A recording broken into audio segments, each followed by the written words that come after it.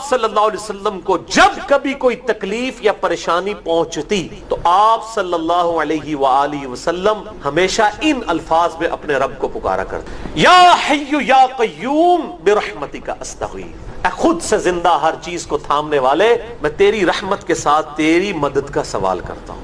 اور اس کے لیے کوئی تسبیح نہیں کھینچنے کی ضرورت کہ آپ نے اتنے 100 دفعہ پڑھنا ہے، تسبیح تو ویسے ٹھیک ہے، وہ آپ استعمال کر سکتے ہیں، لیکن آپ چلتے پھرتے اٹھتے بیٹھتے ہر وقت جس حالت میں بھی، اور صحیح مسلم میں حدیث ہے کہ یہ جو وظائف ہیں ان کے لیے تو کوئی وضو بھی کیا غسل بھی پروٹوکول نہیں ہے۔ اب عائشہ کہتی ہیں نبی صلی اللہ علیہ وسلم حالت جنابت میں بھی اللہ کو یاد کر لیا کرتے تھے، صحیح مسلم میں حدیث موجود ہے۔ اور جو قرآن میں بھی دعائیں یا اذکار آئی ہیں نا، جب آپ حالت جنابت میں بھی اس کو کریں گے نا تو اس پہ قرآن کا حکم نہیں لگے گا۔ یہ اذکار جو ہے نا، جب آپ اذکار کی نیت سے پڑھ رہے ہوں گے پھر یہ قرآن نہیں شمار ہوں گے، ذکر شمار ہوں گے، اور اس کے لیے نہ وضو پروٹوکول ہے اور نہ غسل کا ہونا ضروری، ہر حال میں اللہ کو یاد کریں۔ لا الہ الا انت سبحانک انی کنت من الظالمین، اور قرآن میں بھی ہے کذالک ننجی المؤمنین، ہم مومنین کو بھی نجات دیں گے جس طرح یونس کو دی تھی اس دعا کی برکت۔ میرا تو کلپ ہے مصیبت اور پریشانی سے بچاؤ کے 3 وظائف، اس میں سے ایک وظیفہ یہ ہے، دوسرا حسبنا اللہ ونعم الوکیل، تیسرا یا حی یا قیوم برحمتک۔ فجر کا وقت داخل ہونے کے بعد صبح کے اذکار کر سکتے ہیں آپ، ٹھیک ہے جی، ختم سحری کے فوراً بعد چاہے فجر پڑی ہو، کیوں؟ وہ صبح کے اذکار ہیں، ٹھیک۔ اور شام کے اذکار، چونکہ شام کے اذکار ہیں، آپ غروب آفتاب سے پہلے کر لیں، سب سے افضل وقت وہ ہے، ورنہ آپ مغرب کے بعد کر لیں، افضل وقت یہ ہے کہ مغرب سے پہلے کریں۔ شام کے اذکار ہیں وہ رات کے نہیں ہیں، مغرب میں تو رات شروع ہو جاتی ہے۔ فی النار اعوذ باللہ السمیع العلیم من الشیطان الرجیم من ہمزہ ونفخہ ونفثہ، بسم اللہ الرحمن الرحیم، رب اشرح لی صدری ویسر لی امری واحلل عقدۃ من لسانی یفقہوا قولی، بسم اللہ الرحمن الرحیم، ان اللہ وملائکتہ یصلون علی النبی یا ایہا الذین آمنوا صلوا علیہ وسلموا تسلیما، اللہم صل علی محمد وعلی آل محمد کما صلیت علی ابراہیم وعلی آل ابراہیم انک حمید مجید، اللہم بارک علی محمد وعلی آل محمد کما بارکت علی ابراہیم وعلی آل ابراہیم انک حمید مجید، اللہم ربنا آتنا فی الدنیا حسنہ وفی الآخرۃ حسنۃ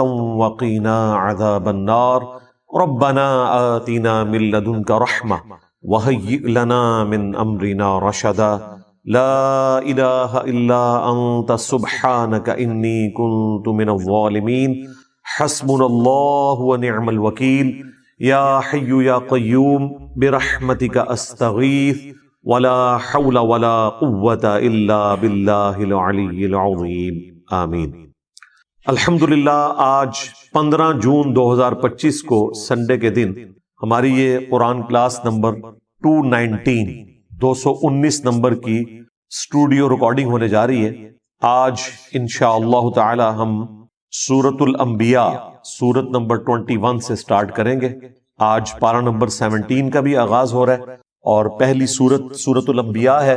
قرآن حکیم میں اس کا نمبر 21 ہے اور یہ مکی صورتوں میں سے ایک صورت ہے، اور مکی صورتوں کا جو اسلوب ہے وہ عقیدہ توحید سے متعلق ہے، فکر آخرت سے متعلق ہے، اس میں بھی اسپیسیفکلی آخرت میں اللہ تعالیٰ جو انسانوں کو اٹھائے گا اس کے حوالے سے ڈسکشن ہے، اور مختلف انبیاء کرام علیہم السلام سے متعلق جو ان کو مختلف قوموں میں بھیجا گیا، ان کے جو حالات و واقعات مختلف جگہ قرآن پاک میں رپورٹ ہوئے، کمبائنڈ فارم میں آپ کو یہاں پر ملیں گے۔ اسی نسبت سے اس کا نام سورۃ الانبیاء ہے۔ اس میں حضرت ابراہیم علیہ السلام کا ذکر خیر بھی ملے گا، عیسیٰ علیہ السلام کا، سیدہ مریم کا، اور باقی انبیاء کرام کا۔ بعض کا نام آیا ہے، بعض کا تھوڑا تفصیلی ذکر آیا ہے، اور کنکلوژن اس کی اللہ کے محبوب صلی اللہ علیہ وآلہ وسلم کو جو اللہ تعالیٰ نے ٹائٹل دیا وما ارسلناک الا رحمۃ للعالمین، اس پہ جا کر یہ صورت کنکلوڈ ہوگی۔ انبیاء کرام علیہم السلام سے متعلق عقیدہ کیا ہونا چاہیے اور انبیاء کرام کا اپنا کیا عقیدہ ہوتا تھا، یہ دونوں چیزیں اس صورت کے اندر بیان ہوگی۔ عام آدمی جس نے قرآن کبھی ترجمے سے نہیں پڑھا، اس سے اگر پوچھا جائے کہ سورۃ الانبیاء میں کیا ہوگا، تو عموماً جو آپ کو ان پڑھ جاہل قسم کے لوگ علماء میں سے بھی اور واعظین میں سے بھی وہ آپ کو یہی کہتے سنائی دیں گے کہ جی اس میں انبیاء کرام کی خوبصورتی کا بیان ہوگا، ان کی آنکھیں کیسی تھیں، ان کے بالوں کا رنگ کیسا تھا، وہ اس قسم کی باتیں بیان کرتے ہیں اور ممبروں سے کرتے ہیں۔ سورۃ الانبیاء سے بہتر اور کوئی صورت نہیں ہے بات بتانے کے لیے کہ انبیاء سے متعلق آپ کا کیا عقیدہ ہونا چاہیے اور انبیاء کا عقیدہ توحید اپنا کیا تھا، یہ دونوں باتیں اس میں بیان ہوئی ہیں۔ اور ہمارے سب کانٹیننٹ میں جو دین تصوف نے عقائد کی خرابی پروپیگیٹ کر دی ہے، اس کی جڑ کاٹنے کے لیے ایک صورت کافی ہے، چھوٹی سی صورت ہے، اور عقیدہ توحید کو بھی واضح کرے گی، انبیاء کرام علیہ السلام کے اپنے سٹیٹس کو بھی واضح کرے گی کہ انبیاء کے بارے میں آپ نے کیا عقیدہ رکھنا ہے، ان کو منی گاڈ نہیں بنانا، اور انبیاء کرام ہر مشکل ہر پریشانی میں اپنے رب کی طرف رجوع لاتے تھے۔ اس کا ذکر بھی آپ کو اس میں ملے گا، یہ ڈومیننٹ چیز ہے سورۃ الانبیاء کے حوالے سے۔ سٹارٹ ہی میں آپ کو نبی اسلام کا جو ذکر خیر ہے، آپ کی جو دعوت توحید ہے، اس کے مقابلے پر مشرکین عرب نے جو آپ کو رسپانس کیا اور جو آپ کے لیے غلط زبان استعمال کی، آپ علیہ السلام کو جو تانے دیے اور اس پر جو اللہ تعالیٰ کا جواب ہے، شروع کی چند آیات میں ہی آپ کو عقیدہ کلیئر ہو جائے گا۔ اس عقیدے کا کوئی لینا دینا نہیں ہے دین تصوف میں پھیلائے گئے عقیدوں سے، جن میں پیغمبر منی گاڈ ہوتا ہے، کوئی بزرگ بابا جو ہے وہ منی رسول ہوتا ہے، اور ان کے علماء جو ہیں وہ منی صحابی ہوتے ہیں، یعنی اس طرح ان کو ٹائٹل دیے ہوتے ہیں انہوں نے اور ایسے مرتبے دیے ہوتے ہیں۔ یہ سٹارٹ ہی میں آپ کو بالکل کلیئر ہو جائے گا۔ اعوذ باللہ من الشیطان الرجیم، بسم اللہ الرحمن الرحیم۔ اقترب للناس حسابہم، قریب آ گیا ہے لوگوں کے حساب کا وقت، وہم فی غفلۃ معرضون، لیکن ان کا حال یہ ہے کہ وہ غفلت میں منہ پھیرے ہوئے ہیں۔ ایبسولوٹلی اس آیت کو دیکھا جائے تو پوری انسانیت کے لیے جیسے انسان نے مرنا ہے، آخرت کی زندگی شروع ہو جانی ہے، اس کا حساب بالکل اس کے قریب ہے، لیکن انسان غفلت کی زندگی گزار رہا ہے۔ اور اگر آپ اسے ریلیٹیولی دیکھیں آنے والے ٹاپک کے ساتھ، تو یہ مشرکین عرب سے متعلق ہے کہ اللہ تعالیٰ نے ان کے لیے فیصلہ فرما لیا ہے کہ ان پر عذاب استیصال آئے گا، غزوہ بدر کی شکل میں، اس کے بعد غزوہ احد کی شکل میں، خندق کی شکل میں۔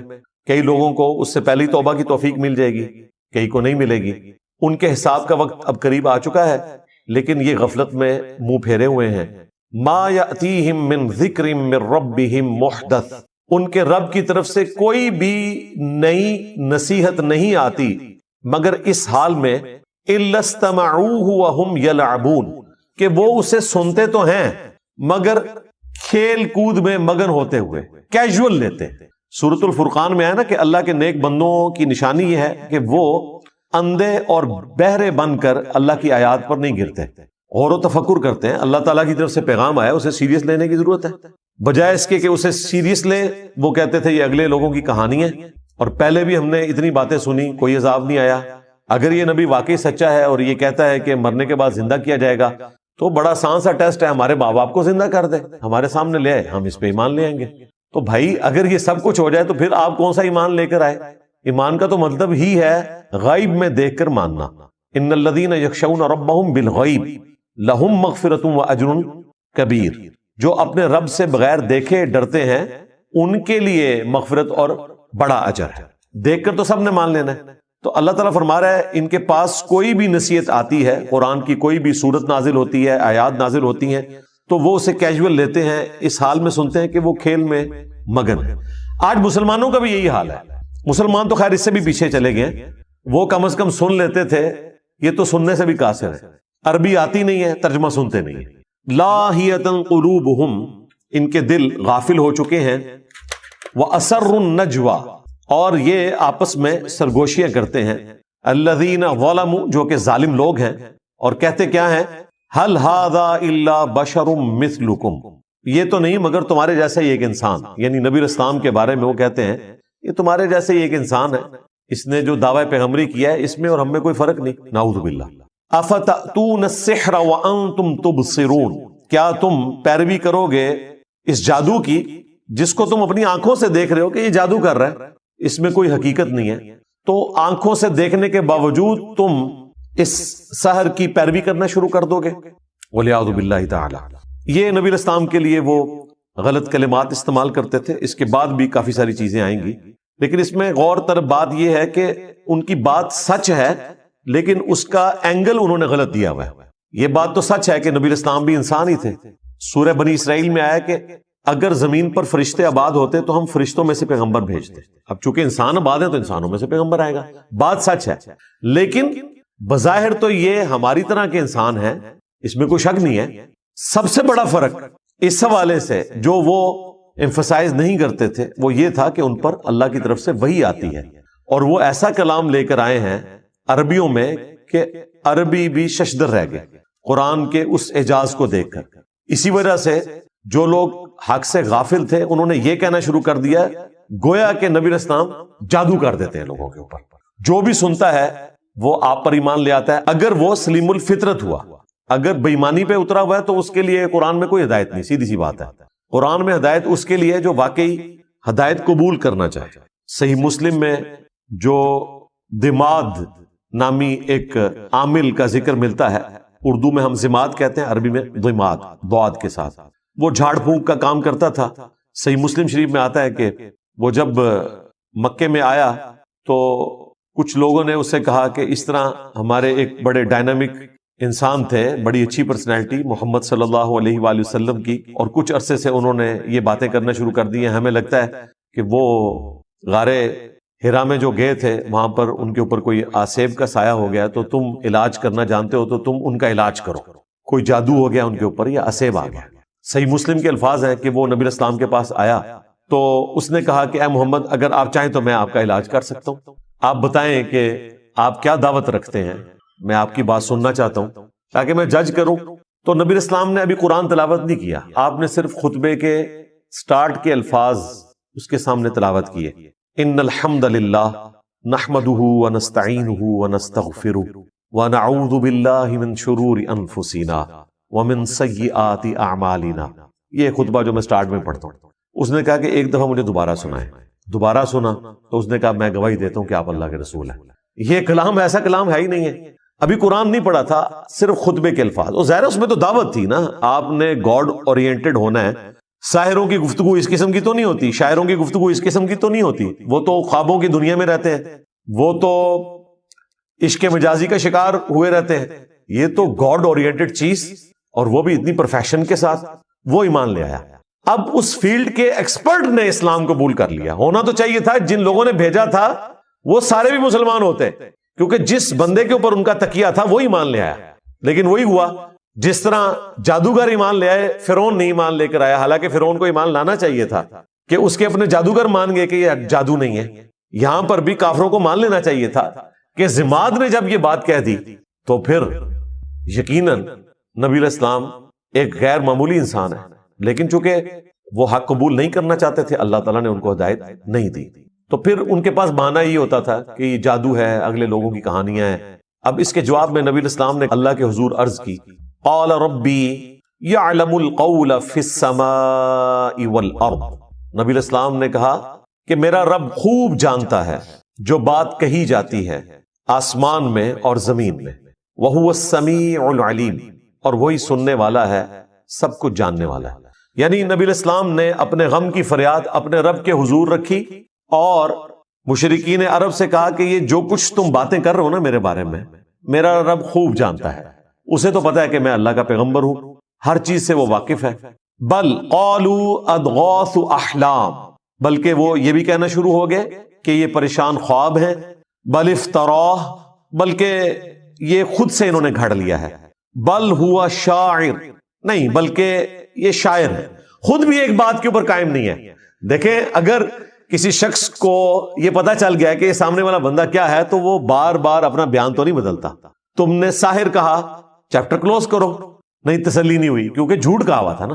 کسی کو یہ لالی پاپ دے دیا کہ ان کو خواب آتے رہتے ہیں، وہ یہ بیان کرتے ہیں. بعض جگہ پہ آیا کہ یہ اساطیر الاولین ہے، اگلے لوگوں کی کہانیاں بیان کرتے ہیں. اچھا، بعض لوگوں کو انہوں نے کہا کہ انہوں نے اللہ پر جھوٹ باندھ دیا، اور بعض کو کہا کہ یہ شاعر ہے. اب اتنے زیادہ بیانات، جادوگر، دیوانہ، اگلے لوگوں کی کہانیاں، پریشان خواب، جھوٹ گھاڑ لیا ہے، شاعر ہیں، مجنون ہیں. یعنی یہ 7 تو میں نے انگلیوں پہ آپ کو گنوا دی گالیاں جو وہ دیا کرتے تھے اپنے نظام میں. اب اس کے اگینسٹ نبی الاسلام کو نبوت ثابت کرنے کے لیے وہ ڈیمانڈ کیا رکھ رہے ہیں؟ فَلْيَأْتِنَا بِآیَةٍ كَمَا أُرْسِلَ الْأَوَّلُونَ. اگر واقعی یہ پیغمبر ہے نا تو یہ اس طرح کے معجزات کیوں نہیں لے کر آتا جو معجزات اگلے لوگوں کو، اگلے پیغمبروں کو دیے گئے تھے. یعنی یہ ہمیں خود ہی بتاتا ہے کہ موسیٰ علیہ السلام کے پاس عصا کا معجزہ تھا، وہ اژدہا بن جاتا تھا. عیسیٰ علیہ السلام مردوں کو زندہ کر دیتے تھے. تو اس قسم کا کوئی معجزہ یہ ہمیں بھی کر کے دکھائے، ہم مان لیں گے. اچھا، یہاں تک اگر بات دیکھی جائے تو لاجیکلی ان کی بات درست ہے کہ جو پیغمبر عوام کے سامنے اگلے انبیاء کے واقعات بیان کر کے اور ان کے معجزات بتا کر دعوی نبوت کر رہے ہیں، تو اس کا منطقی نتیجہ یہ ہے کہ اس کے مخاطبین اس سے کہیں کہ اچھا یہ جو آپ بتا رہے ہیں آپ بھی کر کے بتائیں نا، تو ہم آپ پر ایمان لے آئیں گے. تو یہ ڈیمانڈ کوئی غلط نہیں تھی ان کی، لیکن اللہ کا فیصلہ کچھ اور تھا.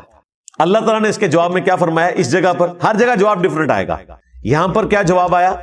ما آمنت قبلہم من قریۃ اہلکناہا. ان سے پہلے جو بستیاں ہلاک کر دی گئیں ان کے رہنے والے بھی ایمان نہیں لے کر آئے تھے. افہم یؤمنون. تو کیا اب یہ لوگ ایمان لے آئیں گے؟ یعنی اللہ تعالیٰ نے اپنا ایک رول بتا دیا کہ اگلے انبیاء کے ماننے والوں کی ڈیمانڈ کے اوپر ہم نے منہ مانگے معجزات دکھائے، تو اس کا اینڈ رزلٹ یہی نکلا کہ ایمان وہ نہیں لے کر آئے. تو ان کے ساتھ بھی یہی ہونا ہے، اگر ہم نے ان کا منہ مانگا معجزہ دکھا دیا تو یہ ایمان نہیں لائیں گے. لیکن اس کے بعد رزلٹ کیا نکلے گا؟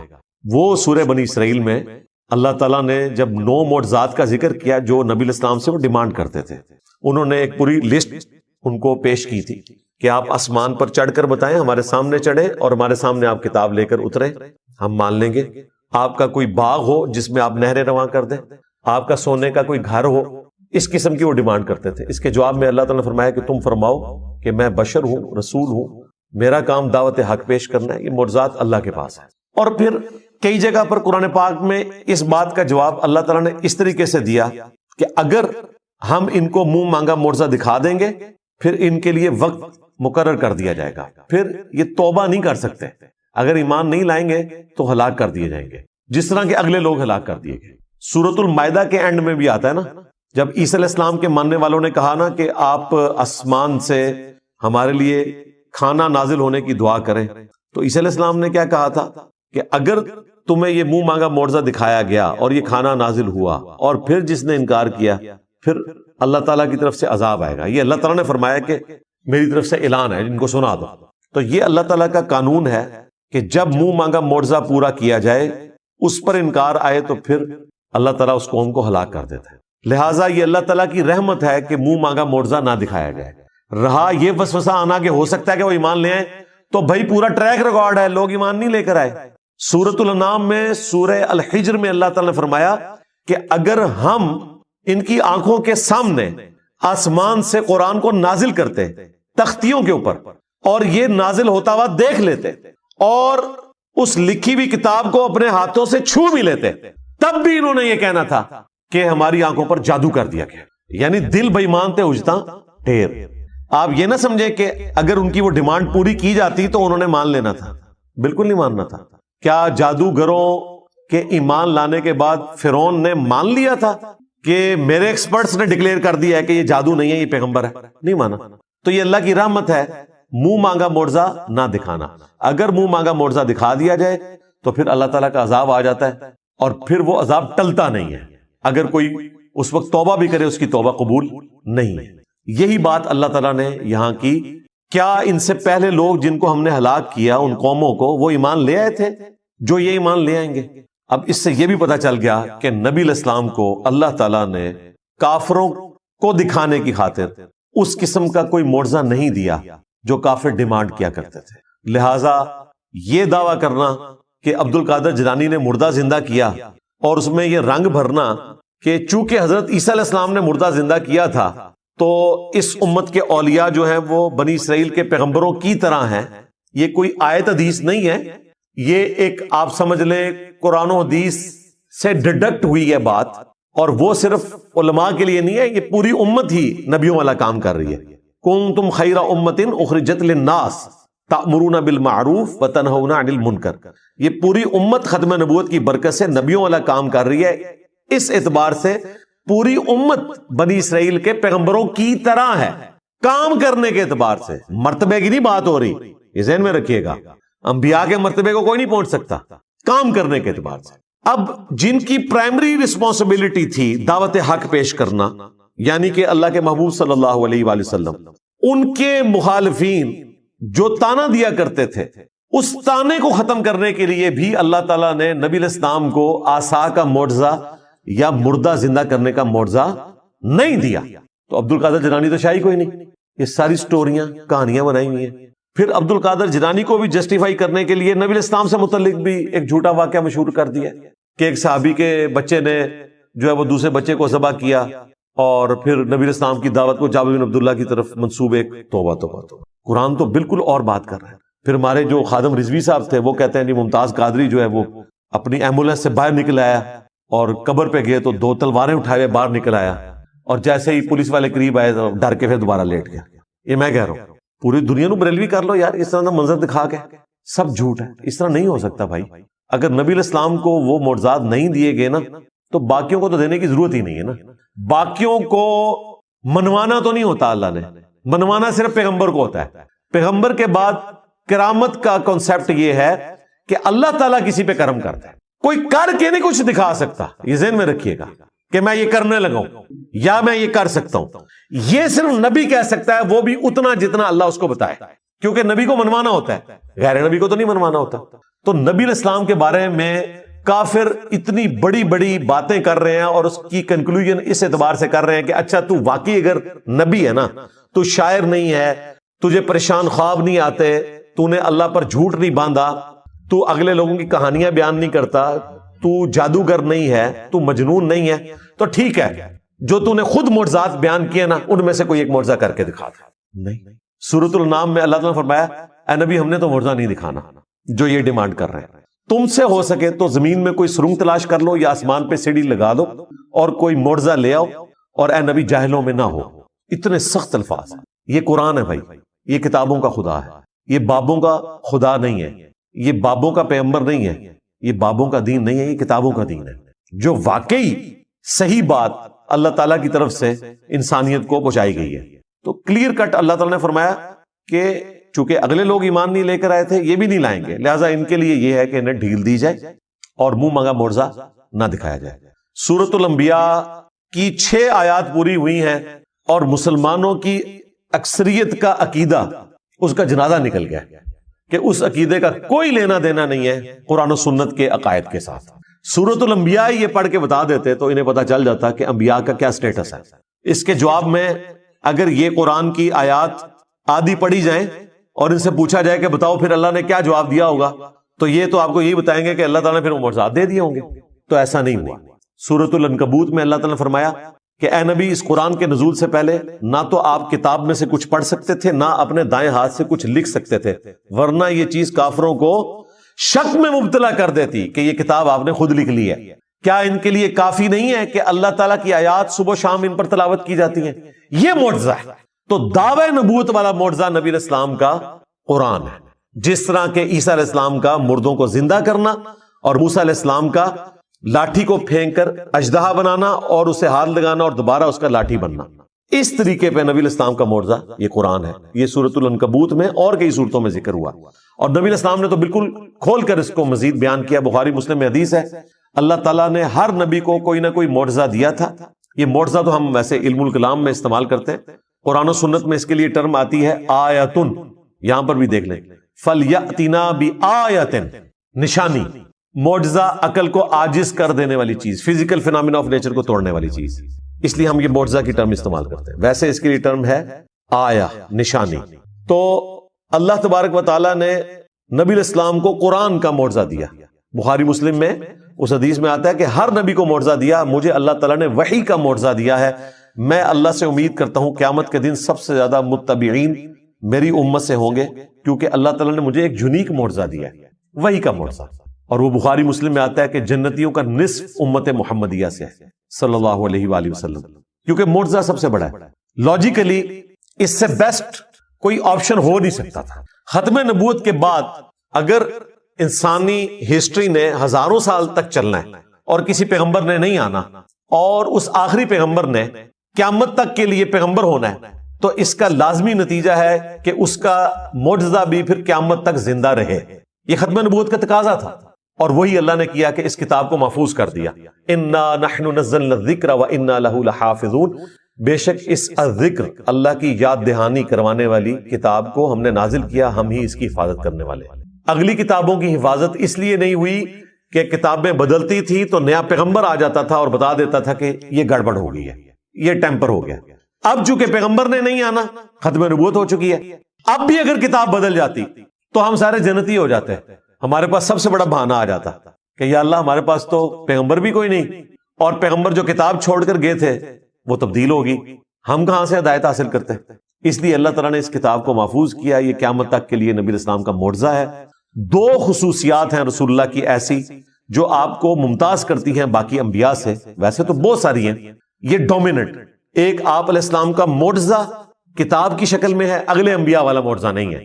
ویسے آپ کے معجزات بخاری مسلم میں رپورٹ ہوئے، کبھی مبارک انگلیوں سے پانی کے چشمے جاری ہوئے، لیکن وہ صرف صحابہ کے اندر، ان کے ایمان میں اضافے کے لیے۔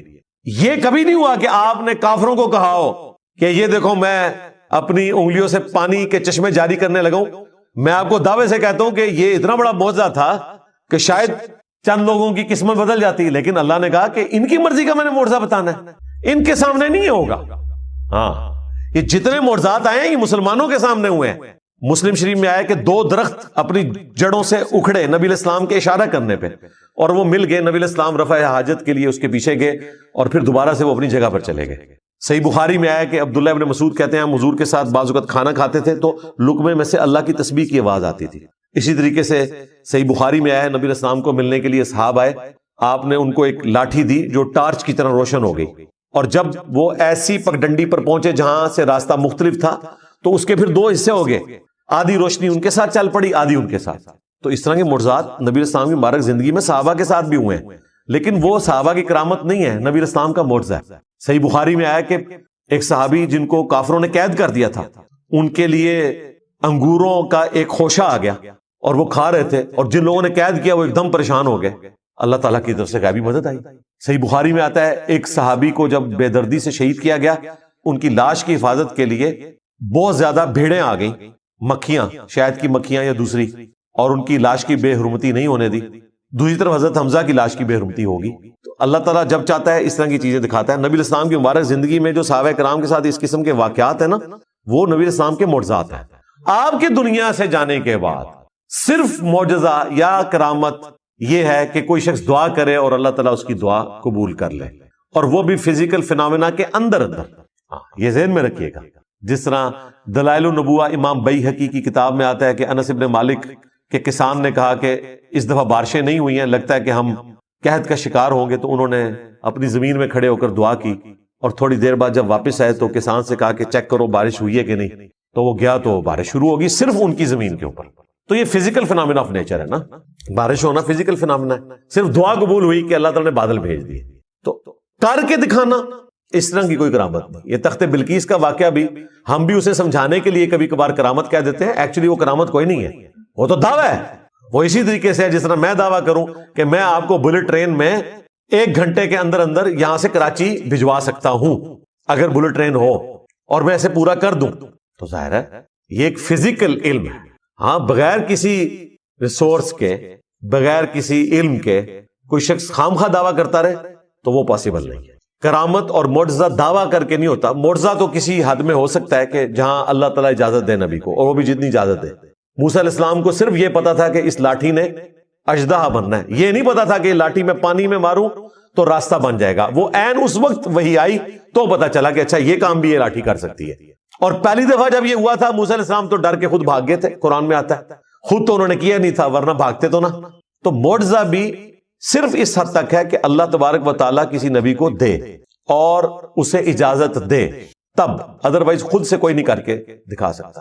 تو نبی علیہ السلام کے جتنے فزیکل فینومینا آف نیچر کو توڑنے والے معجزات ہیں، یہ سب کے سب مسلمانوں سے متعلق ہے۔ ایک نشانی ایسی ہے جو بالکل سٹارٹ میں آئی، وہ چاند کا 2 ٹکڑے ہونا تھا، دیٹس آل۔ باقی جتنے فزیکل فینومینا آف نیچر کو توڑنے والے معجزات ہیں وہ صحابہ کرام کے درمیان ہے. آپ کی دعا کی برکت سے 10 بندوں کا کھانا 300 بندوں نے کھا لیا اور اتنا ہی رہا، بخاری مسلم میں آتا ہے. یہ بس صحابہ کرام میں رہا، کافروں کے لیے نہیں. تو نبی الاسلام کی 2 خصوصیات کیا ہیں؟ آپ کا معجزہ اگلے انبیاء والا نہیں، دعوی نبوت والا قرآن ہے، چونکہ آپ کی نبوت قیامت تک کے لیے. اور دوسری خصوصیت، اگلے انبیاء کا انکار کرنے پر اللہ کی طرف سے آسمان سے عذاب آتا تھا، چنگھاڑ کی شکل میں، پتھروں کی بارش کی شکل میں، سمندر میں غرق ہونے کی شکل میں، وبائی امراض کی شکل میں. لیکن نبی الاسلام کے کیس میں اس طرح کا کوئی عذاب نہیں آیا. اگر آیا تو قتال کی شکل میں آیا، جو قرآن میں سورہ توبہ میں آیا کہ ہم مسلمانوں کے ہاتھوں سے ان کو عذاب دیں گے. تھوڑی بہت آزمائشیں آئیں قحط سالی کی شکل میں، بخاری میں آتا ہے، اور نبی الاسلام سے وہ دعا بھی کرواتے تھے. لیکن جو بڑے لیول کا عذاب ہے وہ قتال کی شکل میں اللہ تعالیٰ نے صحابہ کرام کی تلوار کو مسلط کیا. یعنی قرآن اور قتال یہ نبی الاسلام کی 2 خصوصیات ہیں ایکویلنٹ ٹو اگلے انبیاء کے.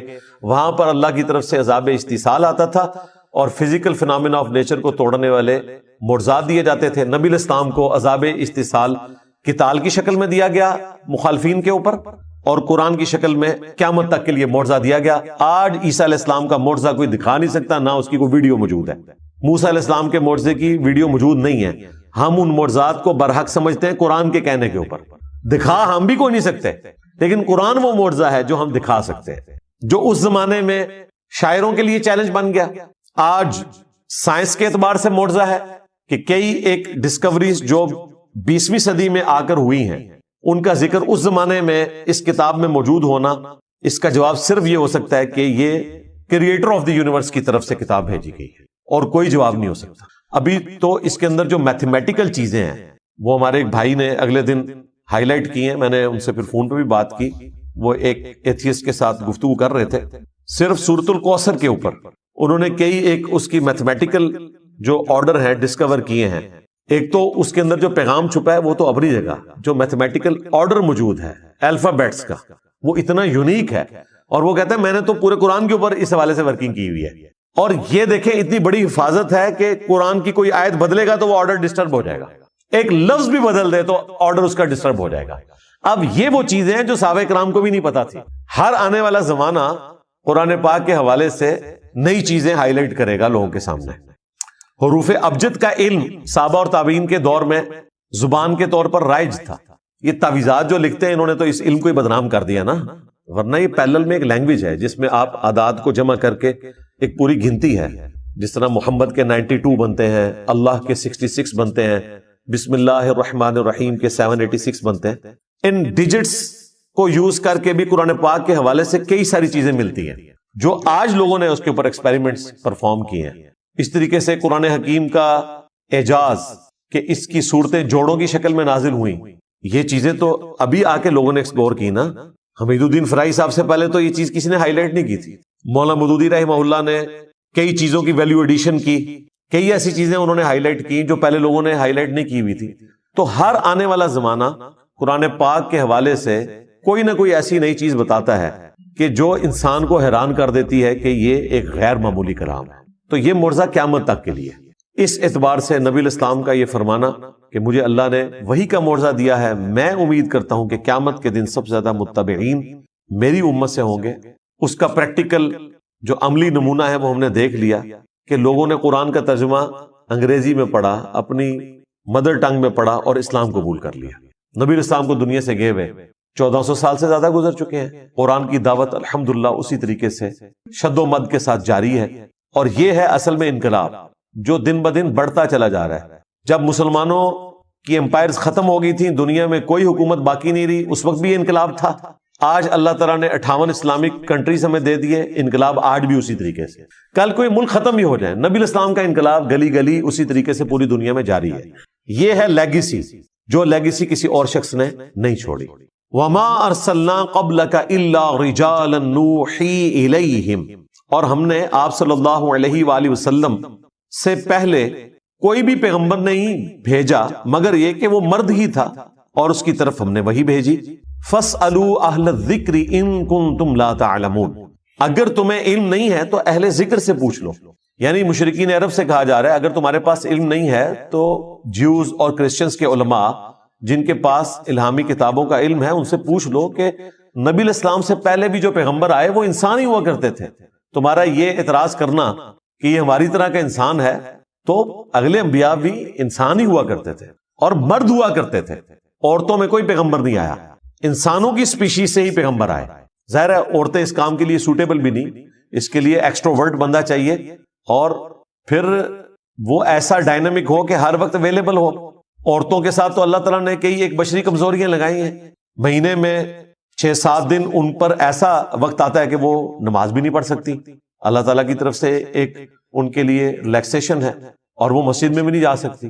اب پیغمبر نے تو امت کو لیڈ کرنا ہوتا ہے، یہ تو ہو ہی نہیں سکتا کہ پیغمبر جو ہے وہ عورت ہو اور وہ 7 دن کی چھٹی کرے، پلس پھر اس کو مردوں سے پردہ کرنا پڑے گا، اور کئی ایک کمپلیکیشنز آ جائیں گی. اس لیے اللہ تعالیٰ نے پیغمبر مرد بنائے ہیں. ہاں پیغمبروں کی مائیں عورتیں ضرور تھیں، ان کی رسپیکٹ اپنی جگہ، اللہ نے ان کی تعریف بھی کی ہے، موسیٰ علیہ السلام کی والدہ کی، عیسیٰ علیہ السلام کی والدہ کی. لیکن پیغمبر مرد ہی ہوں گے اور انسانوں کی اسپیشی سے ہوں گے. اگر تمہیں علم نہیں ہے تو اہل علم سے پوچھو. رسول اللہ کے اوپر یہ بہتان لگانا کہ چونکہ یہ انسان ہے لہٰذا انسان ہے تو جھوٹ بول رہے ہیں، انہیں خواب بھی آتے ہیں پریشان، یہ شاعر ہیں، اگلے لوگوں کی کہانیاں بیان کرتے ہیں، تو یہ غلط ہے. انسان ضرور ہے، اور وہ اس لیے کہ تم انسان ہو اور انسان انسانوں کو فالو کر سکتے ہیں. آئیڈیل انسانوں کے لیے انسانوں میں سے ہی ہو سکتا ہے، لیکن مرتبے کا جو معاملہ ہے، اللہ کے ساتھ جو ان کا تعلق ہے، اس میں کوئی انسان کے برابر نہیں ہو سکتا. وحی کا آنا ہی بہت بڑا ڈفرنس ہے. تو اگلے انبیاء کے ماننے والوں کے پاس کتاب کا علم ہے، ان سے پوچھ لو اگر تمہارے پاس علم نہیں ہے. اب یہ مشہور آیت کا حصہ ہے جو اکثر لوگ پیش کرتے ہیں، فَاسْأَلُوا أَهْلَ الذِّكْرِ إِن كُنتُمْ لَا تَعْلَمُونَ، اور پھر تختہ مشق مجھے بنانا شروع کر دیتے ہیں. کہتے ہیں جی دیکھیں جی انجینئر صاحب سے آپ کیوں پوچھتے ہیں، اہل ذکر سے پوچھیں. اور بھائی انجینئر صاحب بھی اہل ذکر سے ہی پوچھتے ہیں. میں نے قرآن کا ترجمہ لکھ کر آپ کے حوالے نہیں کیا، ہم آپ کو آپ کے مولویوں کا ترجمہ پڑھنے کا کہتے ہیں، لیکن آپ کے مولوی اگر اپنا ترجمہ لکھ کے اس پہ عمل نہیں کر رہے تو آپ ان سے جا کے پوچھیں. اور ترجمے کی حد تک تو ٹھیک ہے، تفسیر میں 1000 کے قریب آیات قرآن پاک کی سائنٹیفک فیکٹس اور فزیکل فینومینا آف نیچر کے اوپر ہیں، اور مولوی کو تو سائنس کی الف بے بھی نہیں آتی. مولوی تو آپ کو بتا رہے ہیں زمین ساکن ہے، اور اس کو قرآن سے ثابت کر رہے ہیں، یعنی قرآن کو جھوٹا ثابت کرنے کی کوشش کر رہے ہیں. قرآن جو زمین ساکن کہتا ہے تو اس سے مراد یہ ہے کہ اس کو رہنے کے قابل بچھونا بنایا ہے. کل فی فلک یسبحون، یہ نہیں ان کو نظر آتا کہ تمام اجرام فلکی جو ہے وہ اس کائنات میں تیر رہے ہیں، گھوم بھی رہے ہیں اور ریوالو بھی کر رہے ہیں، روٹیٹ بھی کر رہے ہیں، ریوالو بھی کر رہے ہیں اپنے محور کے گرد بھی اور دوسرے آبجیکٹس کے گرد. اب تو کہکشاؤں کا بھی پتہ چلا ہے کہ وہ بھی پوری کہکشائیں بھی گھوم رہی ہیں، وہ بھی اپنی ٹریولنگ کے اوپر ہیں. تو ہمارے علماء کا تو یہ حال ہے. تو اہل ذکر اس فیلڈ کے ایکسپرٹ ہوں گے. اگر ایمبریولوجی کا کوئی مسئلہ آئے گا تو آپ اس فیلڈ کے بندے سے پوچھیں گے، جیولوجی کا مسئلہ آئے گا اس فیلڈ کے بندے سے پوچھیں گے. تو اہل ذکر سے مراد علماء نہیں ہے، اس فیلڈ کے ایکسپرٹ ہیں. ایون علماء بھی ان سے ہی سیکھ کر آپ کو بیان کر رہے ہوتے ہیں. سورج گرہن اور چاند گرہن کا قرآن و سنت میں تو صرف ذکر ملتا ہے، اس کی ریزن تو نہیں بتائی گئی. یہ تو سائنس نے ہمیں بتایا نا کہ جب چاند سورج اور زمین کے درمیان آ جاتا ہے اور سورج کی روشنی زمین تک نہیں پہنچتی تو سورج کو گرہن لگ جاتا ہے. یہ قرآن و سنت میں تو نہیں لکھا ہوا تھا، وہ تو نشانی کے طور پر بیان ہوا ہے. اب یہ بات جب ہم بیان کرتے ہیں تو سائنٹسٹ کی ڈسکوری ہے، انہوں نے ہر چیز فلما کے بھی بتا دی، اور اس کے بعد جتنا کچھ ہوا وہ تو ایک الگ سے ٹاپک ہے. کس طریقے سے آئنسٹائن نے اپنی آفس کی چیئر پہ بیٹھ کے جو میتھمیٹیکل ایکویشنز ڈرائیو کی، آج 100 سال کے بعد فزیکلی ہمیں وہ چیزیں پتہ چل رہی ہیں جو اس بندے نے اس وقت کائنات میں اللہ تعالیٰ کی ہینڈ رائٹنگ یعنی میتھمیٹکس کے ذریعے کیا کچھ دریافت کر لیا تھا. دیکھا نہیں تھا، پریڈکٹ کر دیا تھا کہ ایسا ہوگا. تو یہ اللہ تعالیٰ نے اپنا علم اپنے بندوں کو سکھایا ہے. تو اہل ذکر فزکس کی فیلڈ کے اندر آئنسٹائن، نیوٹن، یہ لوگ ہیں، اسٹیفن ہاکنگ، یہ لوگ ہیں. وہاں کوئی مفتی اعظم سعودیہ یا مفتی اعظم پاکستان تو نہیں ہوگا. تو اہل ذکر ہر جگہ موجود ہے. اس میں پھر وہ اپنے اماموں کو بھی داخل کرنا شروع کر دیتے ہیں کہ جی اماموں سے پوچھیں گے. جہاں جی پوچھ لیں، اماموں کو واٹس ایپ کریں اور ان سے پوچھیں کہ ویڈیو کیمرہ حلال ہے یا حرام. تو امام تو پہلے آپ سے پوچھیں گے کہ ویڈیو کیمرہ ہوتا کیا ہے، انہیں تو یہ پہلے بتانا پڑے گا. جن کو ہم بتا رہے ہیں کہ یہ ہوتا ہے انہوں نے ہمیں مسئلہ کہاں سے بتانا ہے. ہم ان کے کسی فوت شدہ امام سے واٹس ایپ کے ذریعے اگر رابطہ کرنے میں کامیاب ہو جائیں اور اس سے پوچھیں کہ کینگرو حلال ہے یا حرام، تو وہ تو ہم سے یہ پوچھے گا بھی کینگرو کسے کہتے ہیں. تو جس نے ہم سے پوچھنا ہے تو پھر ہم ہی کیوں نہ بتا دیں. تو یہ اجتہاد کا دروازہ قیامت تک کے لیے کھلا ہوا ہے. اماموں سے آپ نے یہ پوچھنا ہے کہ اللہ رسول نے کیا بتایا. صلی اللہ علیہ وآلہ وسلم. ان سے یہ نہیں پوچھنا کہ آپ کا خیال کیا ہے. اپنا خیال صرف وہ اس حد تک دے سکتے ہیں جہاں قرآن و سنت میں کوئی واضح گائیڈ لائنز نہیں ہیں، اور وہ بھی ان کے زمانے سے متعلق. آج کے زمانے سے متعلق جو چیزیں ہیں وہ آج کے لوگ آپ کو بتائیں گے. یار جب فقہ حنفی کے علماء یہ لکھیں کہ آپ نے روزے کی حالت میں زیادہ پھیل کے نہیں بیٹھنا، سمٹ کے بیٹھنا ہے، ورنہ استنجا کرتے ہوئے پانی معدے تک پہنچ جائے گا اور روزے کے ٹوٹ جانے کا خدشہ ہے، تو آپ کے بزرگوں کا علم غیب بھی فارغ، ان کا علم سائنس بھی فارغ، کہ انہیں پتہ ہی نہیں ہے کہ بھئی کیا استنجا کرنے سے معدے تک پانی پہنچ سکتا ہے. یہ تو پتہ نہیں کتنے ہارس پاور کی موٹر لگائیں تو معدے تک پانی تب بھی نہ پہنچ پائے. کتنے کمپلیکس راستوں سے یہ سارا معاملہ ہوتا ہے. آج تو ہمارے چھوٹے بچے کو بھی بیولوجی کی برکت سے یہ سب کچھ پتا ہے. اور بزرگ کیا لکھتے رہے خود سے ہی، یہ خود ہم نے بابا جانی سے سنا ہے کہ جی پانی اگر آپ کھڑے ہو کر پیئیں گے تو پانی ڈائریکٹ جا کے مثانے پہ اٹیک کرتا ہے، مثانے پہ گرتا ہے، اس کی وجہ سے قطروں کی بیماری شروع ہو جاتی ہے. پانی بھائی کسی صورت مثانے تک ڈائریکٹ پہنچ ہی نہیں سکتا، پتہ نہیں بیچارہ کن کن راستوں سے گزر کے وہاں تک پہنچتا ہے. ان کا علم غیب بھی فارغ، علم سائنس بھی فارغ، سب جھوٹ بولتے رہے. اب یہ کہتے ہیں یہ فَاسْأَلُوا أَهْلَ الذِّكْرِ إِن كُنتُمْ لَا تَعْلَمُونَ. اللہ کے بندے انہوں کو پوچھیں گے نا تو تھوڑی بہت جو عزت رہ گئی ہے نا ہمارے دلوں میں ان کے لیے کہ یہ بات آپ پڑھ سکتے ہیں، وہ بھی جاتی رہے گی. یہ ان کا حال ہے. تو اہل ذکر سے مراد ہے اس فیلڈ کے ایکسپرٹ، وہ بتائیں گے. اور پریکٹیکلی یہی کر رہے ہیں. آپ کو بتاتے ہیں کہ گھٹنے میں درد ہو تو ہاتھ رکھ کے پڑھیں دادا صاحب کی گھوڑی. اور اپنا حال یہ ہے کہ وہ کہتے ہیں کہ ڈاکٹروں نے مجھے مشورہ دیا، باپا جانی فرماتے ہیں، پھر میں نے مفتی صاحب سے بھی پوچھا. اچھا مفتی صاحب نے انہیں یہ مشورہ نہیں دیا کہ بابا جان آپ اپنے والا دم اپنے اوپر کریں دادا صاحب کی گھوڑی. مفتی صاحب نے بھی کہا کہ اچھا ڈاکٹر کہہ رہے ہیں تو آپ بیٹھ کر جو ہے وہ کرسی پہ بیٹھ کے کھانا بھی کھا سکتے ہیں اور نماز بھی پڑھ سکتے ہیں. اس کا مطلب ہے کہ غوث وقت تو پھر ڈاکٹر ہوئے جن کے پاس ڈگری کوئی نہیں ہے اس فیلڈ کے اندر، وہ غوث وقت ہے. پھر آپ کو یہ صحیح بات بتائیں گے کہ اپنی اپنی فیلڈ کے اندر ہر بندہ جس فیلڈ کا ایکسپرٹ ہے وہ آپ کو بتائے گا. بالکل ہم بھی یہی کہتے ہیں، لیکن وہ بتائے ایمانداری کے ساتھ. ڈاکٹر تو پھر بھی ایمانداری سے بتاتے ہیں نا. سر درد کے لیے آپ جائیں تو سارے ڈاکٹرز آپ کو پیناڈول بتاتے ہیں. آج تک ایسا نہیں ہوا کہ آپ کو سر درد ہو اور کوئی بندہ کہے کہ میں نے آپ کا دایاں پاؤں کاٹ دینا ہے یا یہ بائیں ہاتھ کی چھوٹی انگلی کاٹنی ہے تو سر درد آرام آ جائے گا. سارے ایک ہی بات کرتے ہیں، لیکن مولوی ایک بات نہیں کرتا. ایک کہتا ہے کہ اگر امام کے پیچھے سورہ فاتحہ پڑھو گے تو تمہارے منہ میں انگارہ رکھ دیا جائے، اس سے بہتر ہے. دوسرا کہتا ہے فاتحہ نہیں پڑھو گے تو نماز نہیں ہوگی. یعنی ایک پیناڈول کی گولی بتا رہا ہے آپ کو، دوسرا کہہ رہا ہے تیرا پاؤں کاٹوں گا. ہم کہتے ہیں کہ اسے امام مانو جس کی قبر مدینے میں صلی اللہ علیہ وآلہ وسلم. تو اہل ذکر سے مراد اہل علم ہے، بشرطے کہ وہ قرآن و سنت کی روشنی میں آپ کو بات بتائیں اور وہ بات سٹرونگ بھی ہو. رہا اجتہاد تو اس میں آپ کے پاس اللہ تعالیٰ نے یہ ایک خوبصورتی والا معاملہ امت کے لیے رکھا ہے کہ جو رائے آپ کو بہتر لگے آپ عمل کر سکتے ہیں، اس کے اوپر آپ کے اوپر کوئی گرفت نہیں ہوگی. وَمَا جَعَلْنَاهُمْ جَسَدًا لَا يَأْكُلُونَ الطَّعَامَ. اور ہم نے ان انبیاء کے جسم ایسے نہیں بنائے تھے کہ وہ کھانا نہ کھاتے ہوں. وَمَا كَانُوا خَالِدِينَ. اور نہ ہم نے ان کو ایسا بنایا تھا کہ وہ ہمیشہ دنیا میں رہتے. لو جی یہ 8ویں آیت آئی ہے اور عقیدہ بالکل کنکلوڈ ہو گیا. اللہ تعالیٰ فرما رہا ہے کہ کوئی نبی ہم نے ایسا نہیں بنایا کہ جس کا جسم کھانے کا محتاج نہ ہو، اور کوئی نبی ایسا نہیں بنایا کہ جو دنیا میں ہمیشہ زندہ رہے. اگر انبیاء کا یہ سٹیٹس ہے تو باب تشیع کو آپ کو کہتے ہیں جی بابا دھنکا جو ہے وہ